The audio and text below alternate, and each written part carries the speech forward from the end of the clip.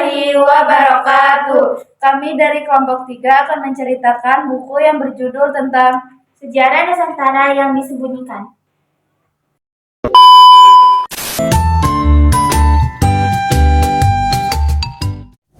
Perkenalkan, nama saya Ajira Safira, kelas 10 MPLB 1. Saya akan menceritakan tentang sejarah Nusantara yang disembunyikan bab 1.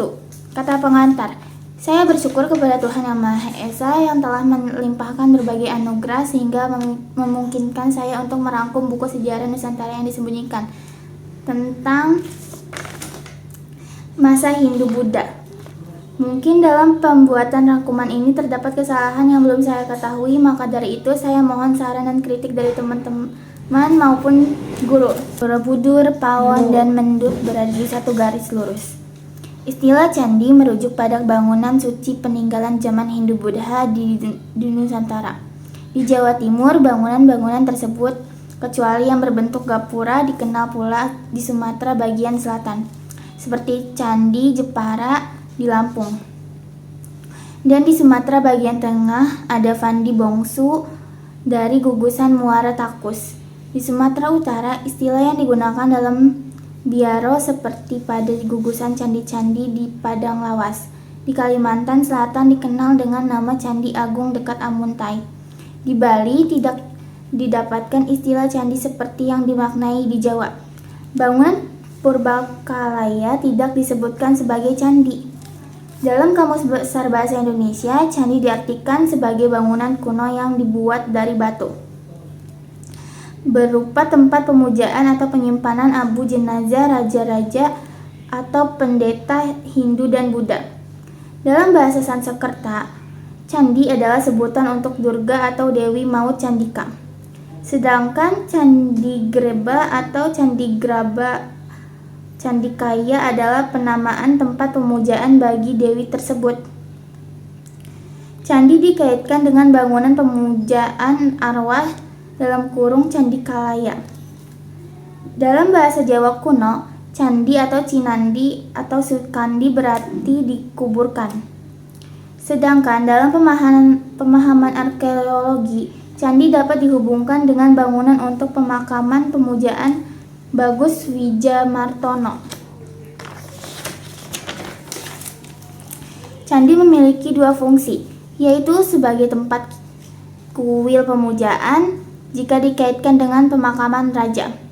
Maka candi merupakan bangunan yang digunakan untuk memuliakan raja ataupun bangsawan yang sudah wafat. Jika dikaitkan dengan tipe untuk yang ditemukan, dapat dikatakan bahwa yang sesuai dengan sebutan sebagai candi adalah bangunan yang berbentuk menara, pepundeman, stupa, dan pertitraan. Candi Mendut terletak 2,5 km sebelah timur Candi Borobudur. Arok adalah Tunggul Ametung. Para sejarawan telah menyatakan bahwa ia adalah seorang yang benar-benar pernah hidup. Ken Arok ialah penjelmaan kembali seorang yang mula-mula hidup tidak baik.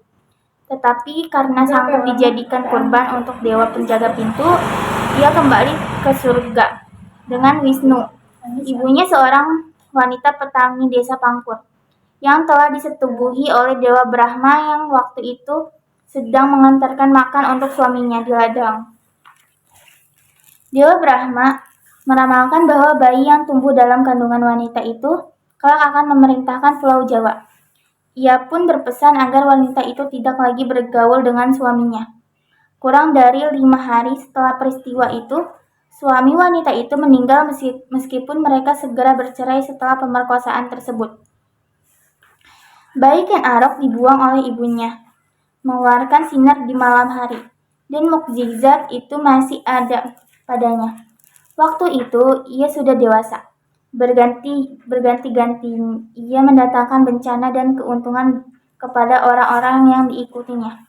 Selanjutnya, ia hidup mengembara sebagai pencuri, perampok, pemerkosa wanita, dan pembunuh, sehingga ia dikejar-kejar oleh rakyat dan utusan dari Tumapel atas pemerintahan Raja Daha. Tetapi ia selalu dapat lolos dari kejaran berkat bantuan dewa-dewa. Ken Dedes. tidak bertelanjang dada. Dalam novel yang berjudul Arok Bedes, Pramoeda Ananta Toer 199.6 menuliskan bedak dan madir itu tidak dapat menyembunyikan kepucatannya. Dada telanjangnya mulai ditutupi dengan sutra terawang. Tenunan Mesir tipis laksana selaput kabut menyaput gunung kembar peniti pada seutas tali emas. Membikin sutra terawang itu menyangsang pada lehernya sebagai penutup rambut. Dan tali emas itu sendiri kemudian dilibatkan 3 kali pada leher untuk kemudian jatuh pada perutnya. Selembar sutra berselang-seling benang emas dan perak terkaitkan pada kondai dengan tusuk kondai jatuh melalui kuping kiri ke atas pundak.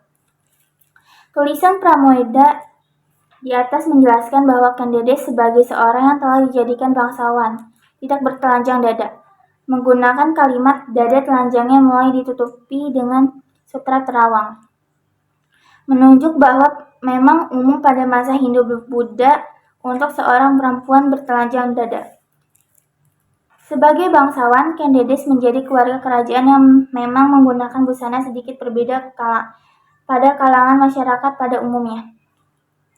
Jika bagian atas ditutupi dengan kain yang transparan, maka bagian bawah ditutupi dengan kain panjang. Kini disebut sebagai sewu. Kekuasaan sebenarnya, Kerajaan Majapahit. Kitab Nagara Kretagama ditulis pada tahun 1365 Masehi oleh Mpu Prapanca, seseorang Dharmadayaksa atau penghulu agama Buddha, untuk Raja Hayam Wuruk dari Kerajaan Majapahit.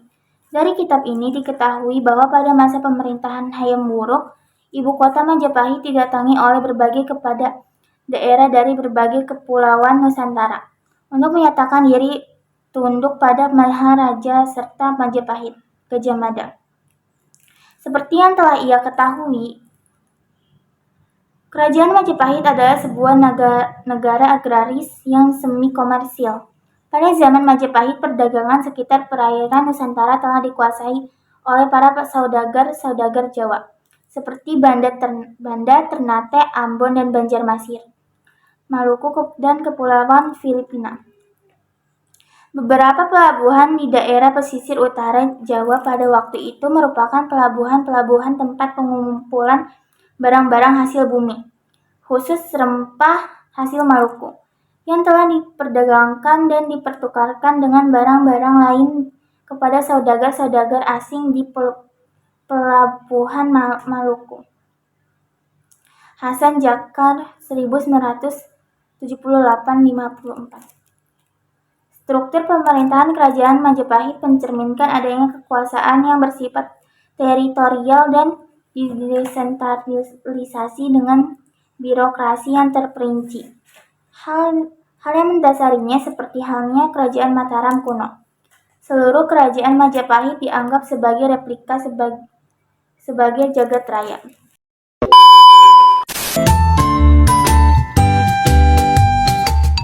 Perkenalkan, nama saya Tika Novianti, kelas 10 MPLB 1, akan menceritakan sejarah Nusantara yang disembunyikan.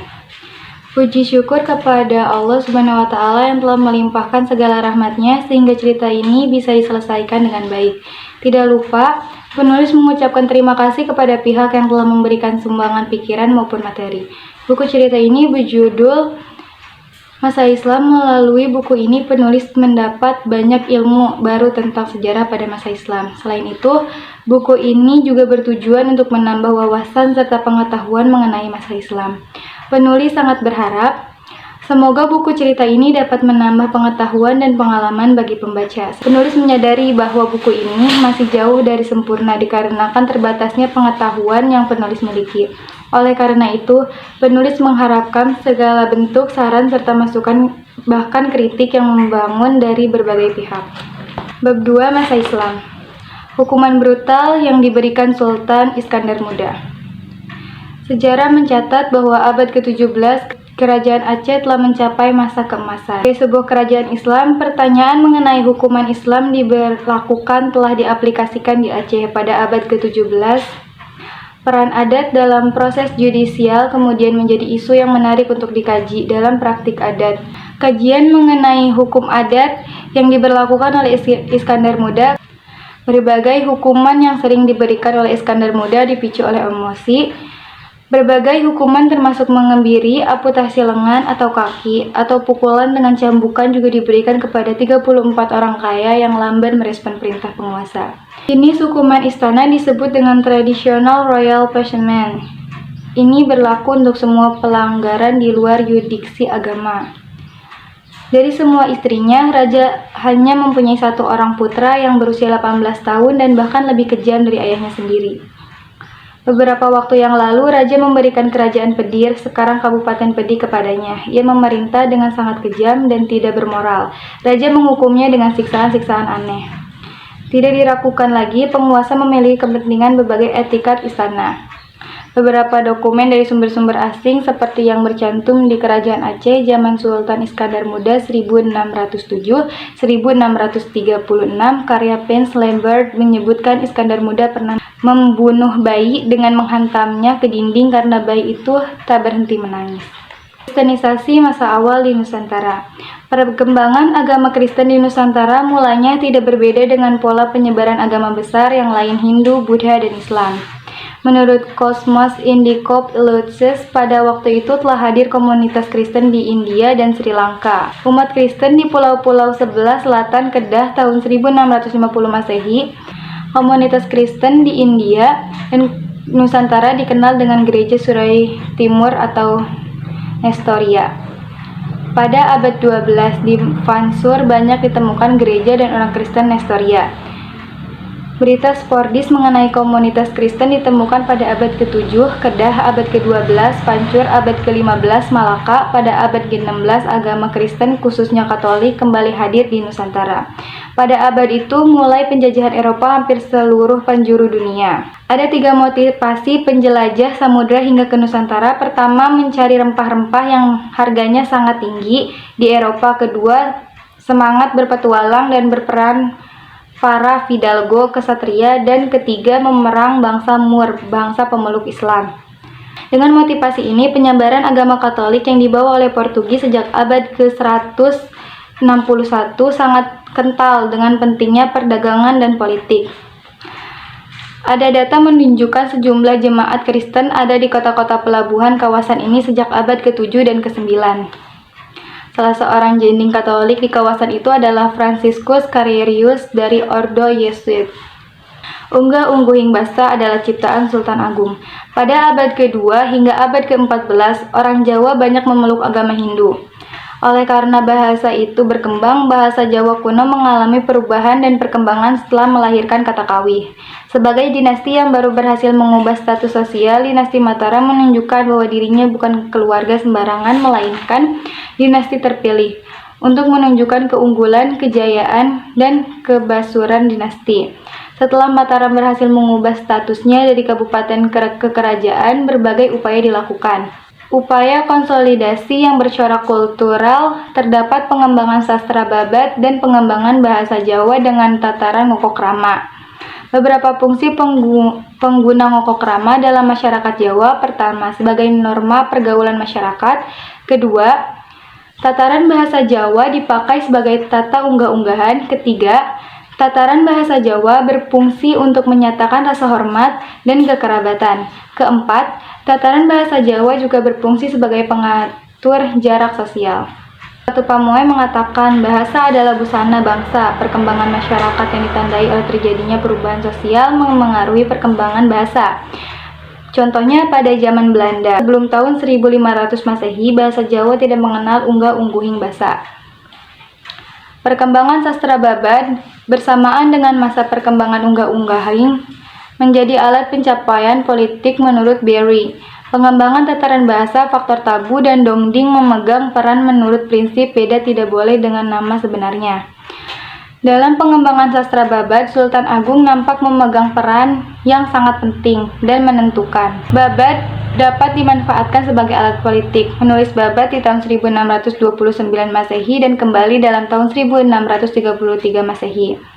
Setelah kegagalan menyerang Batavia tahun 1628 dan 1209. Unggah-ungguhing basa merupakan alat untuk menciptakan jarak sosial, juga merupakan produk dari kehidupan sosial. Unggah-ungguhing data memang sangat rumit. Tataran yang pokok hanyalah dua, yaitu ngoko dan krama. Rorohoi, gadis yang diperebutkan Amangkurat I dan Amangkurat II. Rorohoi adalah anak Tumenggung Kimmangunjaya Dugawe Mataram di Banyuwangi. Hoi bukan gadis asli Jawa, ayahnya seorang keturunan Tionghoa. Maoen dianggap pula sebagai orang yang menjaga keamanan di pelabuhan. Pangeran Pekik adalah paman dari Amangkurat I dan Amangkurat II. Ia raja yang lemah terutama dalam menghadapi Foch. Sultan Agung sudah hampir menguasai seluruh tanah Jawa. Satu yang belum mau tunduk pada Mataram adalah Kerajaan Giri Kedaton. Rorohoi berkulit terang, bermata sipit, alisnya halus melengkung, hidungnya tidak mancung, dan senyumnya manis. Kecantikannya terdengar sampai ke Mataram. Rorohoi akhirnya dibowong ke Mataram. Ia dididik untuk belajar unggah-unggahan. Suatu hari Pangeran Tejaningrat kelak menjadi Raja Mataram dengan Kurat Amangkurat II terpesona dengan kecantikan Rorohoi. Pangeran Tejaningrat tetap berkenalan dengan Rorohoi dan jatuh cinta hingga ingin mempersuntingnya. Pangeran Pekik yang mengetahui merasa iba, lalu mengawinkan Tejaningrat dengan Rorohoi. Pekik menduga jika Amangkurat I akan maklum Tejaningrat dengan Rorohoi, tetapi hal tersebut salah. Amangkurat I justru menuduh Pangeran Pekik membuat persekongkolan untuk menjatuhkannya tahta Mataram. Hukuman yang diterima Pangeran Pekik adalah lawe, hukuman gantung di alun-alun bersama dengan Bekel Bei Wirorejo yang menjadi pengasuh Rorohoi. Amangkurat I memanggil anaknya Pangeran Tejaningrat dan menuduh jika anaknya itu menginginkan ia ngegawe pitine mati sebelum waktunya. Pangeran Tejaningrat dihukum dengan membunuh Rorohoi oleh Amangkurat I. Seorang yang berjasa menaklukkan Giri adalah Maoen. Pangeran Pekik mengangkat Maoen menjadi damang. Pada waktu Sunan Amangkurat I memerintah, terjadi pemberontakan antara lain pemberontakan Trunojoyo. Amangkurat II juga dikenal sebagai Raja Jawa yang kebelanda-belandaan. Rampok, pembantaian harimau sebagai lambang penumpasan kolonial. Harimau memiliki banyak makna bagi orang Jawa. Harimau pernah dijadikan simbol tertentu bagi perlawanan Jawa terhadap Belanda. Di alun-alun, sebarisan prajurit bertombak telah bersiaga. Mereka membentuk konfigurasi persegi 4, di tengah-tengahnya seekor harimau Jawa yang ganas dan seekor kerbau yang liar. Menurut tradisi Jawa, macan atau harimau simbol kemarahan dan penguasa kolonial yang tertangkap akan dibunuh dalam upacara pada akhir Ramadan. Proses kemudian dilanjut dengan gandek yang menaikkan delangkup. Gandek kemudian menebas pantek deling yang menjadi panah kayu pada sisi delangkup. Maka harimau akan keluar dari delangkup. R. Kartawibawa dalam Bagda Mawi Rampog. Saat pertama kali ia turut serta dalam rampogan, harimau yang pertama dilepaskan hanya duduk santai. Harimau tersebut memperhatikan sekitarnya dengan menoleh ke arah utara dan selatan. Ribuan pria yang memegangi tombak keluar mengitari alun-alun, membentuk brigade di tengah kandang yang kelewat sempit untuk harimau kemudian dibuka. Harimau keluar dengan berlari menerjang brigade tombak. Bila harimau adem ayem, biasanya mercon besar dinyalakan atau ada orang yang memancing dengan senjata agar harimau mengamuk di alun-alun. Penguasa saat itu memberi imbalan bagi yang bisa membunuh si loreng. Satu ekor harimau dihargai 10 hingga 50 gulden. Macan loreng, macan kumbang, dan macan seruni dilibatkan dikorbankan. Istilah rampok yang bermakna rampok atau perempas dengan kekerasan. Ngerampok simbol bermakna beramai-ramai membunuh harimau dengan tombak. Biasa digelar pada suasana Hari Raya Idul Fitri. Saat harimau tak berdaya, orang-orang seakan pamer keberanian menggunakan tombak. Harimau mati terkoyak-koyak dalam kondisi itu. Bangkainya diseret keluar barisan.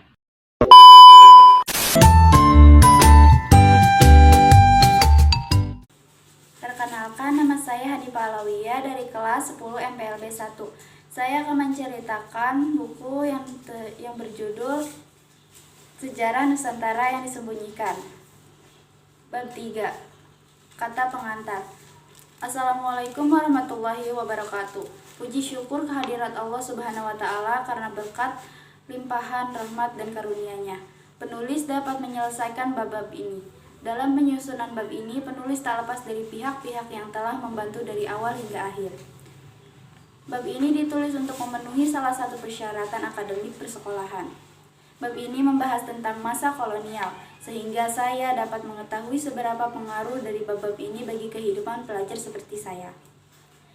Penulis menyadari bahwa dalam setiap bab di buku ini masih terdapat kelemahan. Oleh sebab itu, penulis berharap banyak adanya kritik dan saran demi perbaikan karya yang akan datang. Penulis mohon maaf apabila ada kesalahan kata yang kurang berkenan. Potret cinta perempuan Eropa di Hindia Belanda.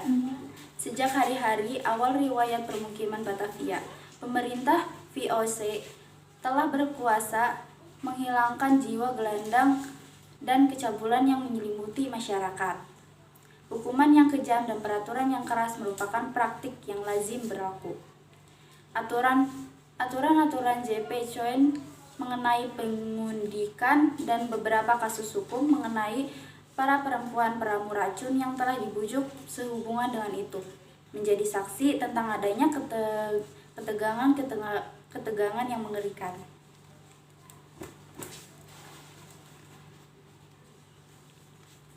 Bagi masyarakat Eropa koloni, kepemimpinan atas pembantu pribumi untuk mengurus rumah tangga merupakan hal yang sangat biasa, tidak hanya karena sangat lumrah, tapi juga karena mereka juga kebutuhan mendesak bagi banyak orang.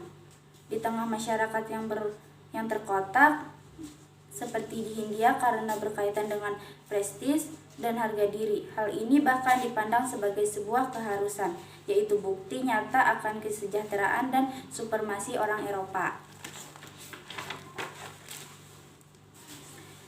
Makassar, pusat perdagangan budak abad ke-17 sampai abad ke-19.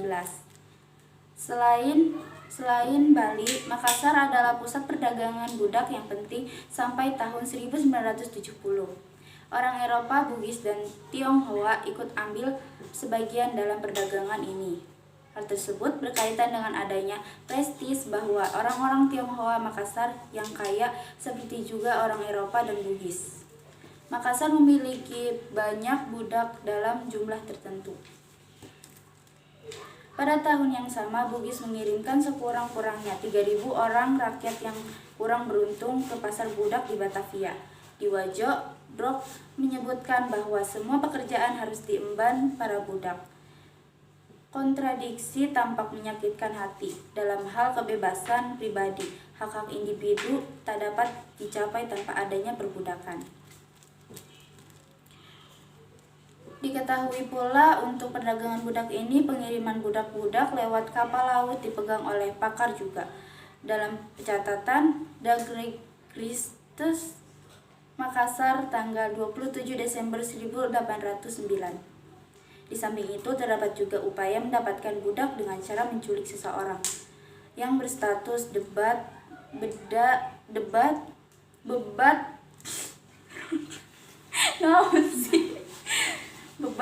ataupun tidak.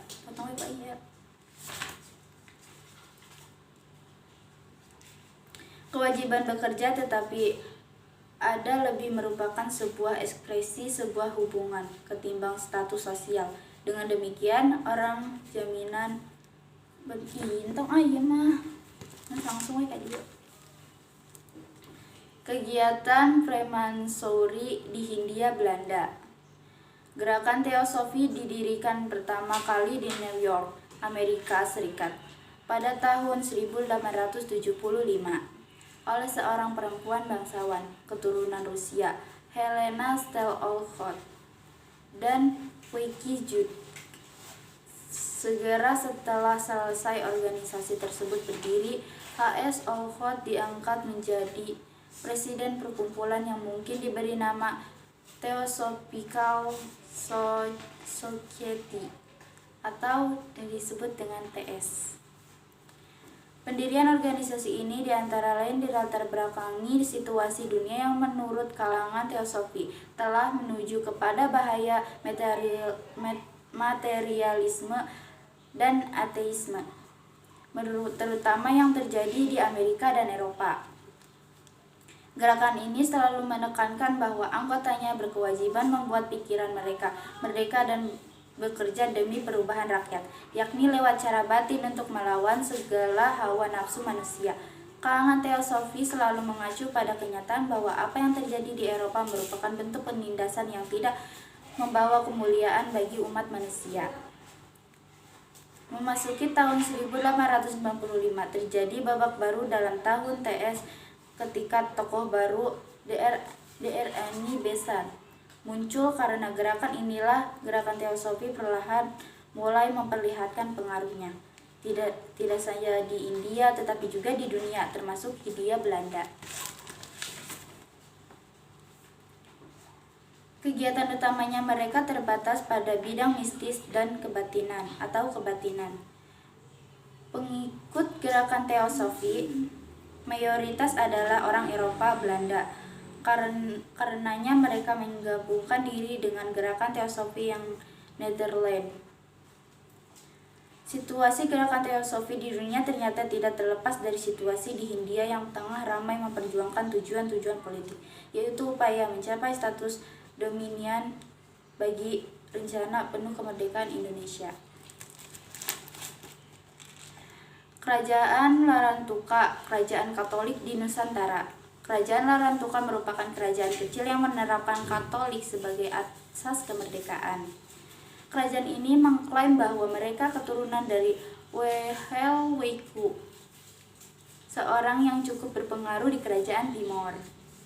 Wilayah kekuasaan kerajaan Larantuka meliputi Pulau Flores bagian timur, Pulau Solor atau Pulau Adonara, dan Lembaga. Kala itu, kepala kampung Lewonawa Larantuka yang tidak diketahui namanya memerintahkan agar patung itu disimpan di rumah pemujaan atau korke mereka. Beberapa tahun kemudian, seorang saudagar Portugis bernama John Horace membaptis 200 orang Lewonawa, kampung yang tidak jauh dari Larantuka. Seiring dengan bertambahnya penganut Katolik, patung Tua Ma pun mulai dihormati dan diakui sebagai patung Buddha Maria. Sejarah mencatat bahwa kota Larantuka telah dibaptis menjadi Katolik di tahun 1665. Pada saat itu, pakar Antonio de Asau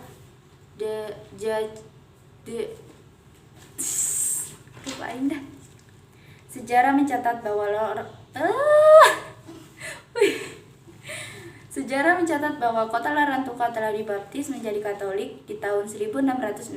Pada saat itu, pakar Antonio de São Jacinto membaptis Raja Ola Adobala. Selanjutnya di tahun 1887, Raja Don Lorenzo II menyerahkan tongkat kerajaan pada Bunda Maria. Terima kasih.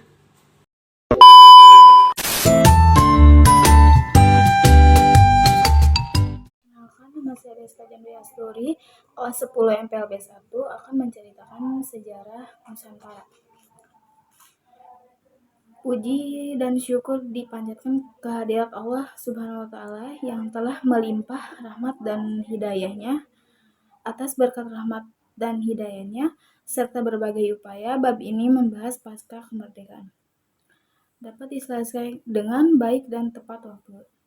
Dalam penyusunan bab ini ditulis berdasarkan buku berkaitan dengan pasca kemerdekaan. Penulis menyadari bahwa bab ini masih kurang sempurna. Akhir kata, semoga bab ini dapat membawa manfaat untuk pembaca.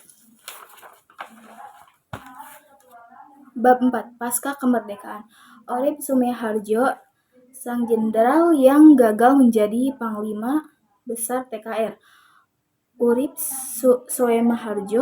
Sumeharjo lahir di Purwakarta, Jawa Tengah pada tanggal 23 Februari 1893. Pada masa kanak-kanak dikenal sebagai Muhammad Sidik, Urip Sumeharjo masuk sekolah militer di Jatinegara, Jakarta. Pendidikan militer diselesaikan dengan predikat perwira telah sikapnya, yang teladan membuat dijadikan panutan, dan sesepuh oleh tegas membuat ia dijadikan, dan sesepuh oleh perwira KNIL Bumi Perwira. Tawaran itu ditolak sehingga beliau terus mata-mata polisi rahasia Jepang. Tim redaksi Pustaka Timur. Setelah Indonesia merdeka, Urip bergabung dengan Tentara Keamanan Rakyat (TKR) yang baru dibentuk menggantikan BKR. TKR terdiri dan bekas perwira peta dan KNIL, dan sekian banyak perwira TKR di Jawa. Urip tergolong senior dan dibalik sikapnya yang cenderung diam, Urip sebenarnya yang balik berpengalaman sebagai perwira militer. Mantan komandan kompi dan batalion peta adalah orang-orang yang kebagakan minim latihan militer, sementara mereka satu tingkat lebih tinggi dari Kundon, yaitu calon komandan batalion yang disebut Dianco, malah hanya dilatih 3 bulan saja. Tak heran jika Intertul macam Sultan Syahrir dan Amir Syarifuddin ragu dengan kepemimpinan dan kemampuan tempur pada bekas Dianco. Bukan kebetulan jika Amir Syarifuddin selaku Menteri Keamanan lebih dekat dengan para mantan KNIL. Persaingan antara bekas peta dan bekas KNIL itu sampai ke petinggi TKR dan pemerintahan. Tak hanya menyelesaikan masalah persaingan antar wira. Situasi rapat kemudian semakin manfaat Kalona Halan Iskandar, mantan perwira pembela tanah air peta, pemimpin sidang Urip Sumeharjo. Hari itu juga Sudirman yang berpangkat terpilih menjadi Panglima Besar TKR. Tim Tempo 2012. Menurut Abdul Haris Nasution dalam buku Memenuhi Panggilan Tugas Jilid Kenangan Masa, sebenarnya acara pokok dari konferensi TKR itu adalah untuk menggagaskan suatu strategi TKR untuk menghadapi sekutu dan wika Belanda. Rapat berkembang sedemikian rupa sehingga Pak Urip susah menguasai jalan pembicaraan. Acara inti yang tempat ditunggu-tunggu banyak akhirnya mengadakan pemilihan Panglima Muhammad Fardi kepala TKR. Laut Suryadi yang belakangan menjadi Kepala Staf Angkatan Udara. Sudirman Komandan Resimen TKR Banyumas, dan juga Urip. Akhirnya hanya tersisa 2 nama, yakni Sudirman dan Urip Sumeharjo Matanasi Tirto.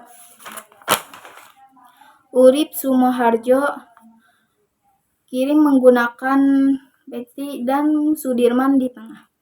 Menurut Didi Kartasisma saat itu, kualitas di kesampingan, apalagi pemilihan tersebut berdasarkan ikatan emosial. Dalam pemilihan menurut pengakuan Didi Karta Sasmita, Urip yang lebih senior bahkan dianggap dengan menentukan, sementara Sudirman memperoleh 23 suara, 6 suara bagi Sudirman, bahkan diperoleh hanya dari satu nama, Muhammad Noy.